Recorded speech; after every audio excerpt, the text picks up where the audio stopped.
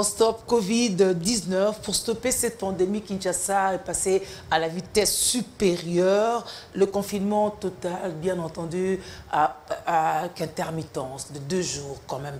Et pour commenter l'actualité, nous recevons une sociologue. C'est aussi une question de sociologie, c'est ce problème de santé publique et la pandémie, le coronavirus. Bienvenue à vous. Merci de m'avoir invitée. Angèle Kanyamwanda. Vous êtes sociologue? Oui, sociologue de formation, mais je suis aussi fondatrice d'une entreprise qui s'appelle BoxID, qui transforme de contenu éducatif en contenu numérique, notamment une vidéo sur la sensibilisation de la population sur le coronavirus. Vous nous direz quel effet ça donne, hein, n'est-ce pas? Voilà. Tout à fait. Merci d'être là. Merci. Alors déjà, comment avez-vous accueilli la décision du confinement total de Kinshasa? Alors, cette décision, pour ma part, elle a tardé à arriver. Elle a tardé à arriver parce qu'on voyait déjà dans d'autres pays africains et européens qui avaient déjà pris des mesures. Donc, on attendait, il y a eu comme une sorte de tâtonnement de notre gouvernement, mais qui a finalement pris ces mesures-là. Bon, le gouvernement a quand même commencé par la fermeture des écoles et tout ça, donc elle est allée, le gouvernement est allé vraiment de manière crescendo dans les décisions. Ouais. Mais il le fallait absolument prendre des décisions sur le confinement total, je pense. Confinement, oui, total, mais par intermittence quand même, de 2 jours, durant lesquels les gens vont sortir. Donc ça créerait l'engouement. Et justement, les experts en stratégie redoutent la contamination en cascade durant cette période. Vous n'y pensez pas, vous? Bon, alors, je pense que pour notre situation, pour la situation de la RDC, on ne peut pas confiner totalement comme ça se fait dans d'autres pays. Il faut tenir compte de la sociologie de nos communautés. La sociologie, c'est une science vraiment très intéressante parce qu'elle nous permet de savoir comment est-ce que des communautés arrivent à tenir. C'est vraiment la colonne vertébrale de ce qui fait qu'on tient ensemble. Alors, quand on regarde la sociologie de nos communautés, nous avons, la majorité vit au taux du jour, comme on le dit. Donc, la majorité de la population n'ont pas forcément des provisions à la maison ou des comptes en banque assez suffisants, assez nourris pour tenir pendant longtemps. Donc, on est obligé de le laisser sortir pendant ces 2 jours-là pour ceux qui ont un petit commerce de tenir leur petit commerce et pour les autres de s'approvisionner pour pouvoir tenir les autres jours suivants en confinement. Certes, à mon sens, ça va quand même aider à contenir parce que, comme on le dit, bon, il y a beaucoup d'informations qui circulent par rapport au coronavirus. Il y en a qui disent que ça a une durée de vie allant de 15 minutes à 3 heures. D'autres parlent même des jours. D'autres parlent des jours. Donc, c'est là où j'en appelle aussi à la communauté scientifique, notamment des médecins, à nous éclairer sur tous ces points-là. Et donc, si on part du principe que ça met 3 heures, voire même 1 jour ou 2 jours de vie, rester confiné pendant 4 jours, ça peut justement aider à réduire. Et c'est vrai, lorsqu'on sort, c'est vraiment sortir pour le nécessaire, si on est obligé de sortir. Lorsqu'on sort, oui, il y a forcément le risque. Le risque n'est pas zéro. Il y a forcément un risque de contagion. Il y a forcément un risque de contagion, mais on sort pour aller s'approvisionner. C'est ça l'astuce. Oui. Aller s'approvisionner alors qu'on vient de 4 jours de confinement, où on n'a pas créé des recettes. On vit au taux du jour, vous le disiez à l'instant. Oui, et c'est là où la solidarité de chacun et la responsabilité de chacun, à mon sens, doit jouer. Ceux qui ont les moyens, il y a notamment des fondations ou autres associations, ou juste des particuliers qui ont des moyens, peuvent aider. Mais en même temps, c'est l'occasion de comprendre pour chacun qu'on doit changer nos façons de vivre. Si dans une famille, on a l'habitude de manger 3 jours, je vais peut-être dire des bêtises, on a l'habitude de manger 3 jours et de se laver 2 fois ou même 1 fois par jour, on doit comprendre que l'on doit réduire. Peut-être manger 1 fois par jour. Si on mange 1 fois par jour, on ne va pas mourir de faim, hein, je vous le rassure. On mange 1 fois par jour, on se lave 1 fois ou voire même 1 fois tous les 2 jours, on ne va pas mourir. Certes, les conditions seront très difficiles, mais on doit comprendre qu'on doit fonctionner différemment. Si on a la possibilité de se nourrir 3 fois par jour, pourquoi ne pas se nourrir 1 fois par jour et partager le reste avec les plus démunis, par exemple? Bien entendu, partager les restes suppose aussi que soi-même, on tienne suffisamment compte des règles d'hygiène. Il faut commencer par bien se laver soi-même ses mains avant de prendre des choses pour donner à d'autres. Mais sinon, c'est aussi un moyen de se contaminer en communauté pendant le confinement. Ça, on devrait éviter. Oui, tout à fait. Je fais en sorte de respecter toutes les consignes d'hygiène. Je me lave les mains, nous gardons la distance de sécurité. Enfin, voilà quoi. Chacun doit être responsable, à mon sens. Quelle étude sociologique vous faites de la compréhension, de l'appréhension des Quinois et finalement des Congolais de cette pandémie? Bon, je pense que tant que nous emmenons les choses de manière à ce que de manière à ce que ça vient de l'extérieur, on va avoir la difficulté de le faire comprendre. Pour qu'une solution soit efficace, sociologiquement, pour transmettre un message beaucoup plus efficacement, sociologiquement, on doit tenir compte de la façon dont la personne à qui on veut transmettre l'information le comprenne. Nous devons utiliser ces termes, ces façons d'être, ces façons de vie, ces façons d'être au quotidien pour lui expliquer les choses. Nous sommes obligés d'utiliser le même langage pour que nous puissions nous comprendre. Alors, nous savons que 70% de nos communautés sont rurales.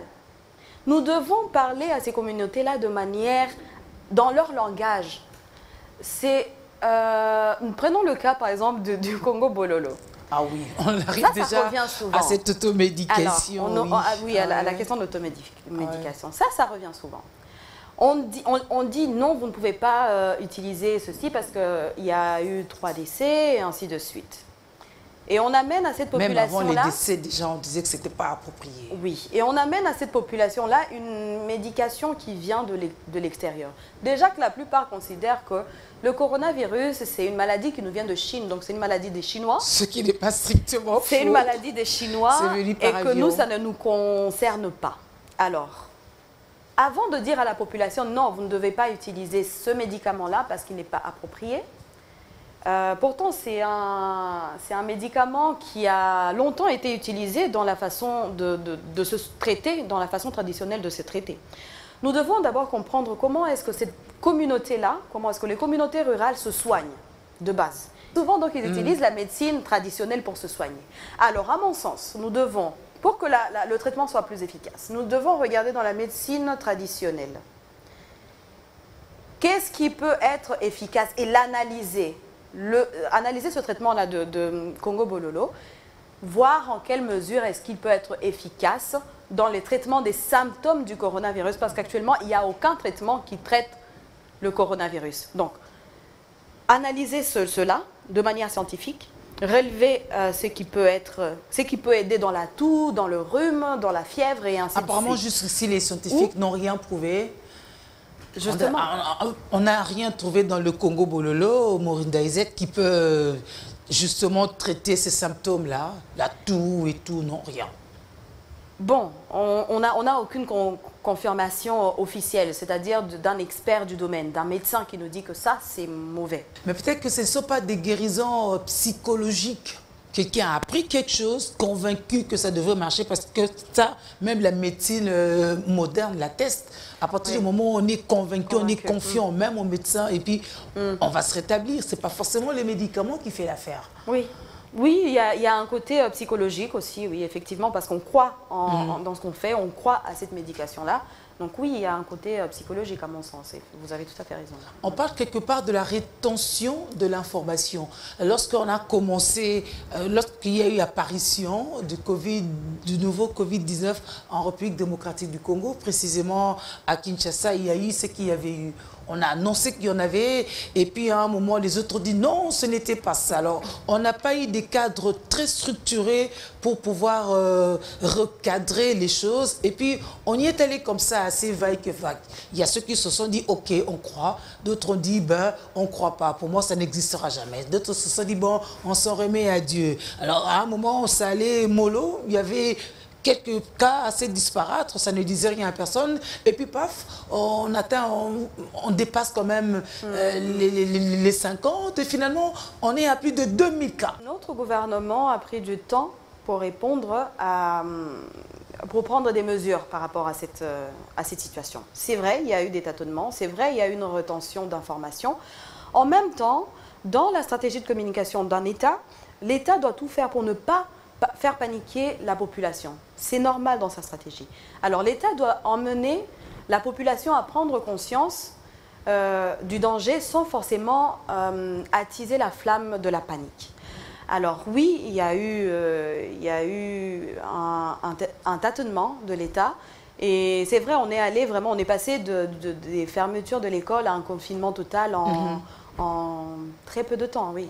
Ouais, quand même. Oui, en très peu de temps, c'est ça. Mais quelque part, il y a quand même eu cette rétention de l'info qui a fait que finalement, à un moment, chacun choisit son camp, s'il faut croire ou pas. Bon, déjà, sociologiquement, nous sommes une communauté qui croit en Dieu. Nous croyons. La majorité des Congolais et Congolaises croient. Mais là où je trouve que nous en abusons un petit peu, excusez-moi, je vais peut-être heurter, mais on vous le concède, oui. Heurter certaines sensibilités, nous en abusons. Nous fonctionnons comme si Dieu ne nous a pas donné l'intelligence. Dieu nous a donné l'intelligence de comprendre les choses, de mettre en place des protocoles de médication, de travailler sur différentes choses pour nous apporter à nous-mêmes une solution. Alors lorsqu'on est malade, et qu'on ne fait rien, on reste là, on prie, c'est bien, c'est vraiment chouette. Mais n'oublions pas que nous avons la possibilité de nous soigner. Alors se confier totalement à Dieu et attendre que Dieu fasse, pour moi, c'est être un peu... C'est limite, quoi. Ah ouais. Alors, je vais vous donner un cas. On donne des mesures, c'est aussi parmi des choses, parmi quelques failles ou certaines limites selon une certaine opinion par rapport aux décisions qui sont prises à Kinshasa, notamment lorsqu'on dit aux gens de rester à la maison pendant 4 jours et qu'ils sortiront 2 jours après les 4, et puis ils vont refaire le même schéma, c'est une chose, mais ils sortiront probablement, oui, sûrement, pour s'approvisionner en nourriture, mais il y a peut-être l'eau, à quoi on ne fait pas forcément attention, alors qu'il y a quand même des coins où la régie des eaux ne fournit toujours pas l'eau. Des coins comme Kitokimo, c'est par exemple, où les gens, pour s'approvisionner en eau, doivent recourir au forage de l'Union européenne. Je cite, alors ils ont des heures pour puiser, 8 à 13 heures, 14 à 17 heures, mais finalement, ils puisent de l'eau des foyers, des ménages, puisent de l'eau pour 2 jours. Oui. Alors, il est de la grande responsabilité de l'État, et de chacun d'ailleurs, mais d'abord de l'État, de faire en sorte que les besoins vitaux de base, notamment de l'eau, parce que l'eau c'est la vie, que cela soit au moins un minimum garanti. Je pense que c'est la responsabilité des bourgmestres, du gouverneur de la ville, des chefs de quartier même, de s'assurer que tous les quartiers seront approvisionnés. Et je pense que pendant cette période, là où l'eau était à acheter, l'État pourrait, l'idéal serait que l'État finance pour que cette eau soit gratuite. Mais aussi là où je dis que c'est la responsabilité des ménages, c'est-à-dire, comme je l'ai dit tout à l'heure, si les familles s'approvisionnaient pour 2 jours, c'était l'eau qui faisait tenir 2 jours pour tous les besoins, alors là on réduit. On ne se lave pas tous les jours. Je suis désolée, bon, je préfère ne pas me laver, mais au moins être en vie. Dans notre sociologie congolaise, quinoise, ça passe, on ne se lave pas tous les jours, ben on boit un tout petit peu. Nous, on est plutôt... Comme on dit en Lingala, banama, et les gens se lavent un peu tout le temps. Il fait chaud chez nous, on a nos habitudes à nous. Oui, on a nos habitudes, mais nous devons comprendre que nous devons changer pendant cette période de crise. On est en crise, donc on est en crise, on ne peut plus s'amuser à faire tout ce qu'on faisait avant. S'il ne faut pas se laver pendant les 4 jours, on ne se lave pas, mais au moins on essaie de se maintenir en vie avec les bidons d'eau qui sont censés tenir 2 jours. On fait en sorte que ça tienne les 4 jours, quoi, en réduisant au maximum tout ce qu'on peut. C'est la responsabilité de chacun, mais d'abord de l'État, de disponibiliser au moins ce besoin de base, parce que sans eau, on ne peut rien faire. Il semble que le foyer, je n'ai pas parlé de l'épicentre de la maladie, que le foyer de coronavirus à Kinshasa serait la Gombe d'ailleurs, qui ne fait que se vider de jour au jour, bien entendu, parce que la Gombe, c'est d'abord essentiellement des bureaux, n'est-ce pas? Et puis, il y a quand même quelques habitations, mais ce n'est pas énorme. C'est très minimisable. Alors, à côté de la Gombe, il y a Kitambo et puis encore une 3e commune. Alors, depuis que les Quinois ont appris ça, pour eux, ils sont au moins concernés. Au fait, c'est l'affaire de la commune de la Gombe, c'est l'affaire de la commune de Kintambo. Non, c'est l'affaire de tous. Ça a peut-être commencé, selon les informations qu'on a, ça a peut-être commencé à Gombe, mais rien ne nous informe qu'il n'y a pas des cas, je ne sais pas moi, à Massina. On a été informé du cas de Kitambo, mais comme vous l'avez dit tout à l'heure, il y a une rétention d'informations, tout en sachant que les cas connus sont toujours moins que les cas réels. Je suis désolée, c'est une information qui fait paniquer. Je pense que sur ce qu'on sait, on doit partir du principe que c'est double, voire triple. S'il y a actuellement 50 cas, partons du principe que c'est triple. Je suis désolée, ça fait... Parce que ça fait sciemment, donc le gouvernement ou les autorités joueraient à cette politique pour moins faire paniquer la population. Peut-être, mais aussi peut-être parce qu'on n'a pas la capacité d'évaluer réellement qui l'a ou qui ne l'a pas. Ok. Et dans d'autres pays, on a vu que c'était toujours plus. Et ça allait crescendo justement parce qu'on ne savait pas évaluer, on n'a pas les statistiques claires de qui l'a et qui ne l'a pas. Donc on part du principe que c'est toujours plus. Et notre pays n'est pas malheureusement encore très bien équipé. On a des problèmes qui sont vraiment structurels, qui font qu'on ne peut pas savoir en temps réel qui l'a ou qui ne l'a pas. Alors justement, pour pallier, parce que parmi les recommandations, comme il n'y a pas de vaccin, il n'y a pas de médicaments à proprement parler, mais on a quand même trouvé des mesures préventives. Et ces mesures préventives-là ont quand même démontré leur efficacité là où elles ont été suffisamment respectées, notamment aussi le confinement. Mais j'en reviens d'abord sur les règles d'hygiène.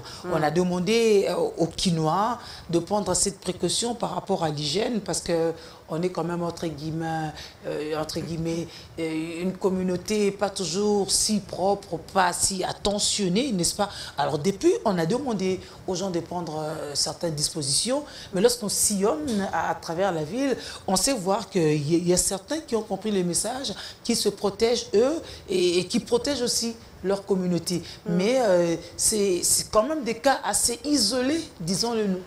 Oui, on a demandé aux Kinois et à tous les Congolais et Congolaises de prendre des mesures d'hygiène, mais encore, il faudrait savoir s'ils ont la possibilité de prendre ces mesures d'hygiène. Quand quelqu'un n'a pas d'eau, c'est du savon, c'est de l'eau. Du savon ou de l'eau ou autre, ou les masques, il faudrait savoir s'ils ont la possibilité de se procurer cela.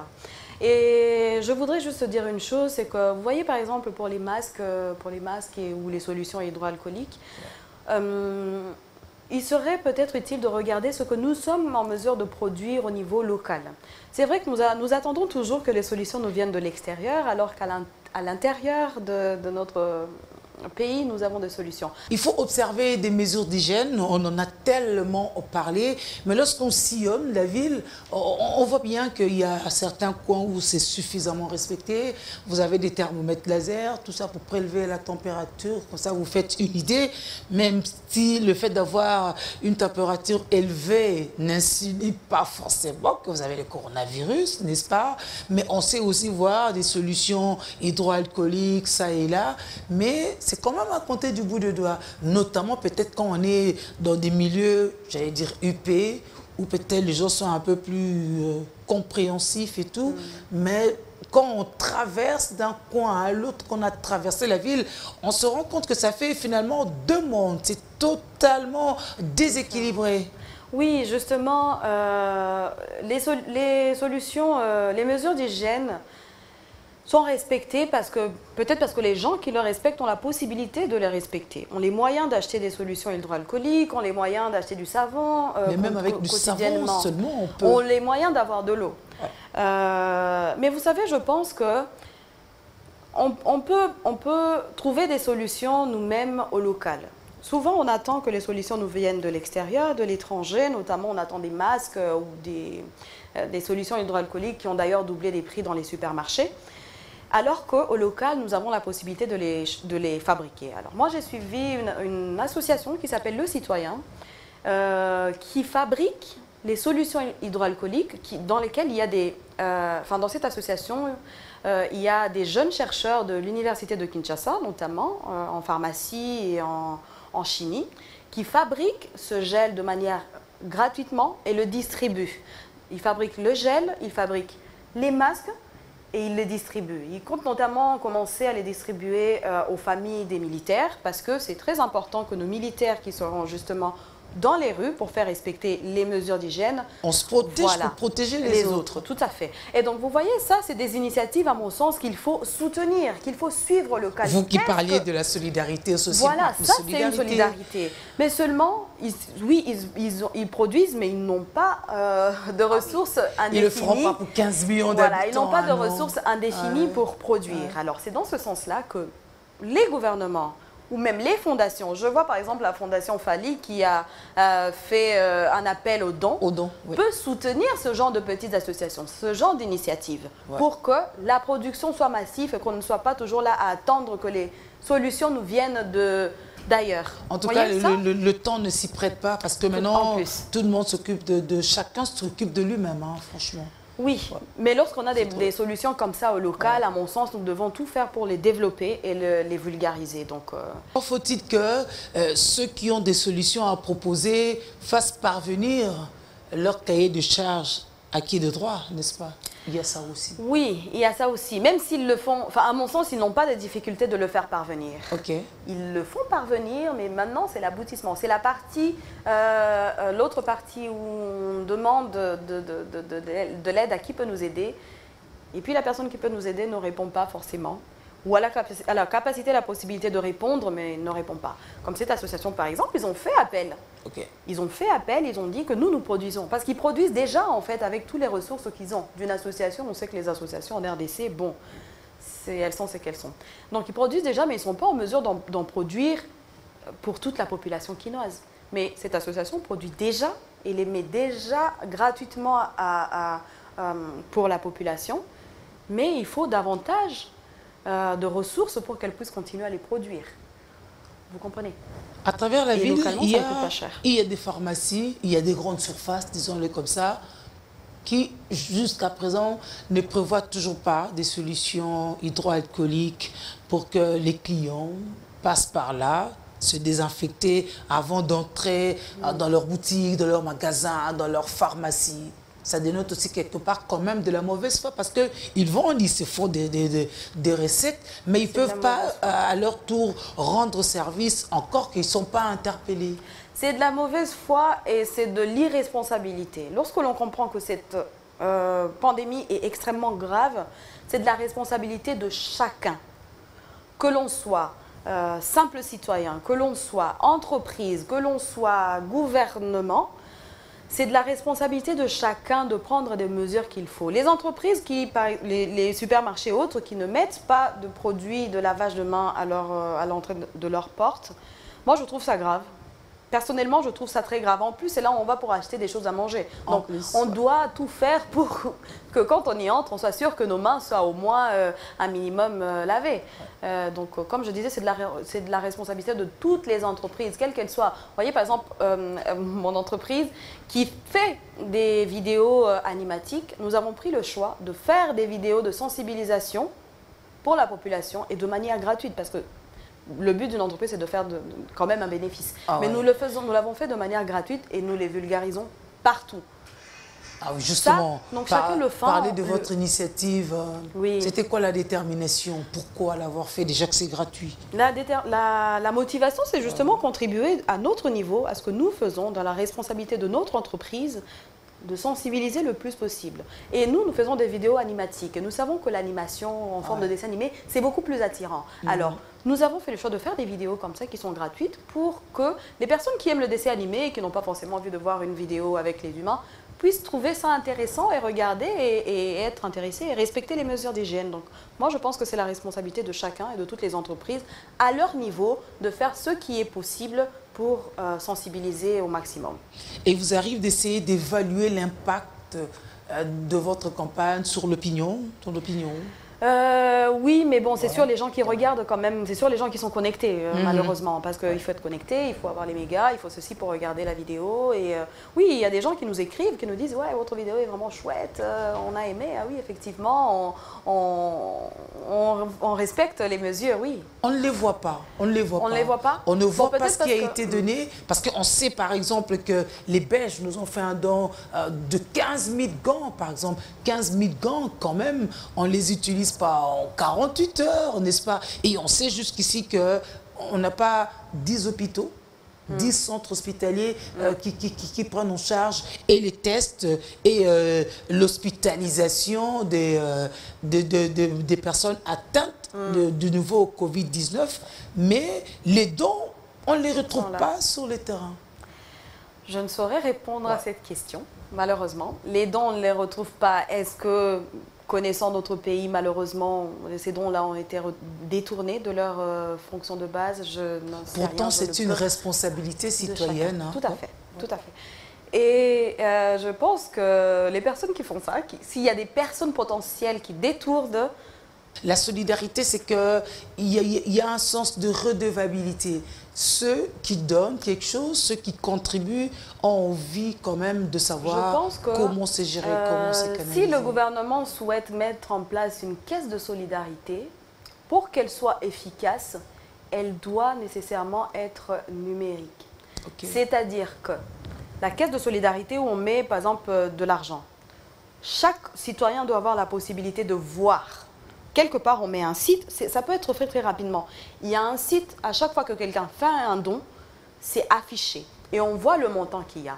Et lorsque l'État prélève cet argent pour aider, on voit effectivement que l'État a prélevé, on voit l'aboutissement. Donc, si l'État a enlevé l'argent pour aller donner à la population de Massina, je ne sais pas moi, pour acheter des biens, de la nourriture pour aller donner à la population de Massina, et ça a coûté autant, on voit clairement. Donc, je pense que les outils numériques peuvent nous aider à arriver à cela.